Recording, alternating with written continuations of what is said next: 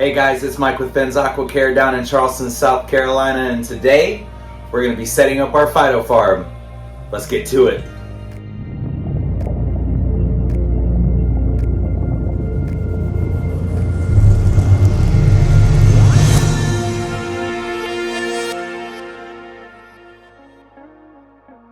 Alright guys, so first up we're going to go through all of our equipment here, everything that we're going to need for our phytoplankton farm. So first up, we've got our vessels. So we went with 4 1-gallon glass jars with plastic lids. Obviously we grow phytoplankton in salt water, so we want to avoid any rust issues, and plastic helps us do that. Also, to grow our phyto, we have our light here. So this light is 6,500 Kelvin. It will grow, like outside plants, but phytoplankton is photosynthetic, so we're going to need about that much Kelvin to get the job done. Then we have our timer and some hanging hardware for our lights. And then next up, we're going to need air for the phytoplankton. So we've got our air pump here. It's a little oversized. It doesn't have to be this big. This is just something that we have laying around.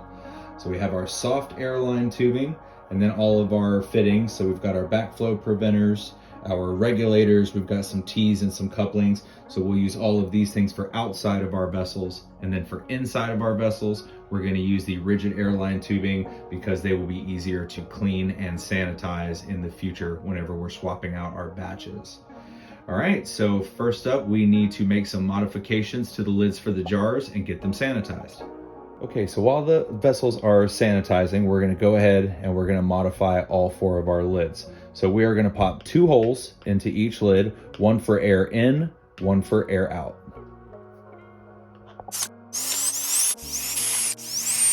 All right, so we've got our holes drilled in all of our lids. So quick tip, whenever you're drilling them out, use a smaller bit and then move up to a wider bit to wallow them out so you avoid breaking your cap. I was gonna put some pieces in here from our rigid airline tubing, but these couplings that came in this kit are actually kind of the right size and we're not gonna be using them for our setup anyway. So the furthest outside hole, we're just gonna twist this guy in here, just like that, and that'll be our exit port, and then we'll do that for all 4. Okay, all right, so our jars have been sterilized. So we did this by putting them in the oven, 200 degrees for about 20 minutes. Our lids have been washed under hot water and they're clean as well. So we're gonna go ahead and put this guy on. We're gonna go ahead and cut our rigid line. It's gonna go inside our vessel, what supplies the air to the phytoplankton. So you want to come down all the way pretty close to the bottom, not all the way down, but you want it to be able to disturb the bottom. You want just a little bit on top. This out here. Go ahead, use our cuts, be careful.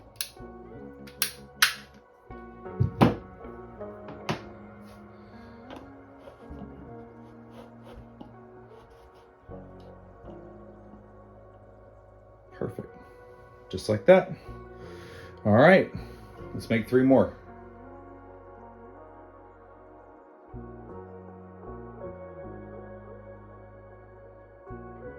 All right, so all 4 jars have their rigid line in for air delivery and then their air out. All right, time to move them over to where we're gonna grow. This is a wire rack that we have in our laundry room, and we use it mostly for gardening during the warmer months, but we've added some cabinet liner on top and fixed it down with zip ties just to kind of give it a more stable surface. So we've got our jars here, and we're going to go ahead and we're going to set up our air system now.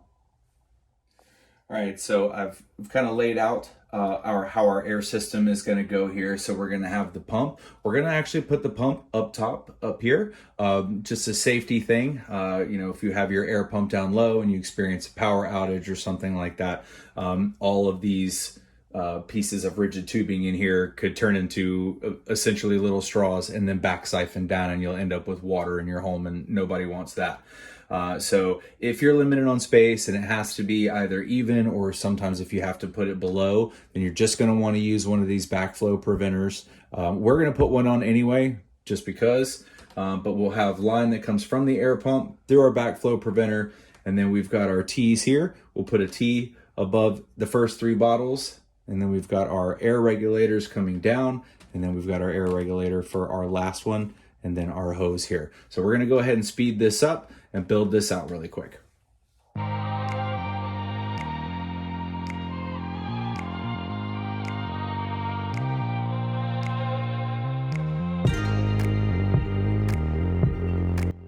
Okay, just a close-up look of the system here. So we've got the air pump up here sitting on a mat, kind of keep it from vibrating, cut down on the noise.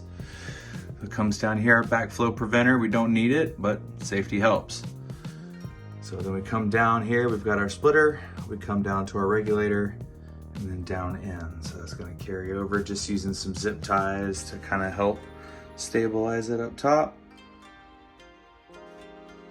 All right. So now that we've got our airline system fully in, now it's time to get our salt water and our phyto starter culture into our jars. Our salt is mixed up to 1.020 specific gravity. Good thing about phytoplankton is it doesn't have to be heated. As long as the room that it's in doesn't get super hot or super cold, it should work fine. So now that we've got these kind of set up, back in place and ready, let's take a look at our culture. This came to us from Mercer of Montana. So this is going to be our Tetraselmis phytoplankton culture. Okay. Logo is fantastic. I believe this is going to be our pipette for our fertilizer. Nice refrigerated pack, super sealed, feels good. So we have our Mercer of Montana Tetraselmis phytoplankton culture here. Also is bottled on the 5th. And then we've got our F2 fertilizer here from them as well. We've assembled our syringe, and then I've just got a beaker marked at the 8-ounce line here. So 8 ounces is usually a good amount of phytoplankton to start off a 1 gallon culture relative.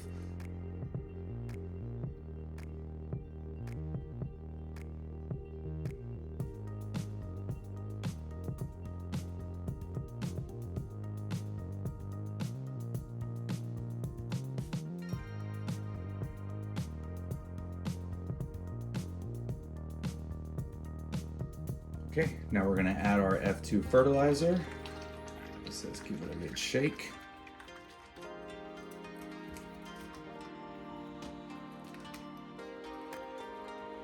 Okay, the directions that I saw said about 4 mils per gallon. So I think we're just gonna do, it's a 1 mil syringe. Probably just do about 3.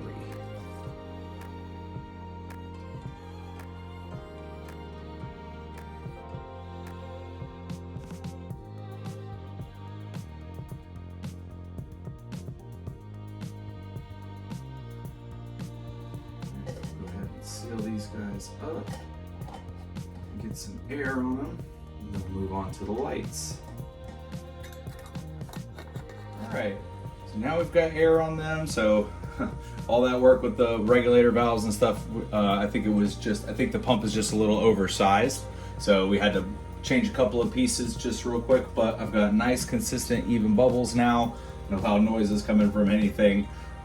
So I think this is going to be great. So now we're going to move on to mounting the light. All right, so we're just going to be using some chain hangers that came with these lights. So normally these lights are meant to hang from above and then light below, but we need to light them from the side. Now some people use like an LED rope light, and they will wrap their vessels. They also sell some ready-made phyto tanks that already come with all of that wrapped. We're just kind of trying to go for a little bit of a budget build here. So I'm just gonna wrap these.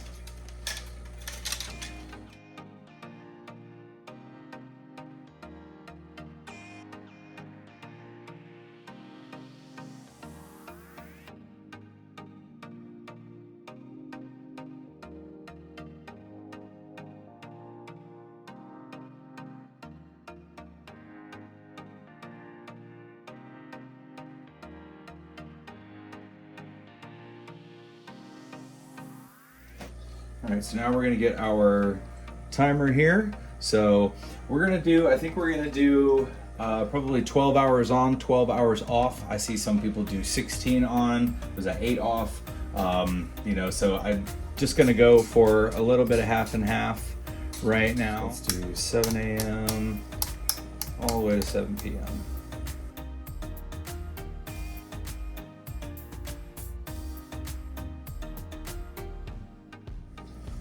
Right. It's back just a hair. And there we go. Got our phyto farm is set up and cooking. Usually they say give it about 7 days. Some people will go upwards of 10 days with their cultures. So we're just gonna follow this throughout the week and see how it goes, and hopefully we'll be bottling some phytoplankton next weekend. Hey, thanks for watching the video today, guys. If you enjoyed it or you found it helpful, consider hitting that like button. Also subscribe and hit that bell notification so you get updated when we post new content. And then let us know down in the comments if you've ever grown phytoplankton for yourself, or if you've got any other questions, feel free to ask and we'll answer them if we can. See you next time.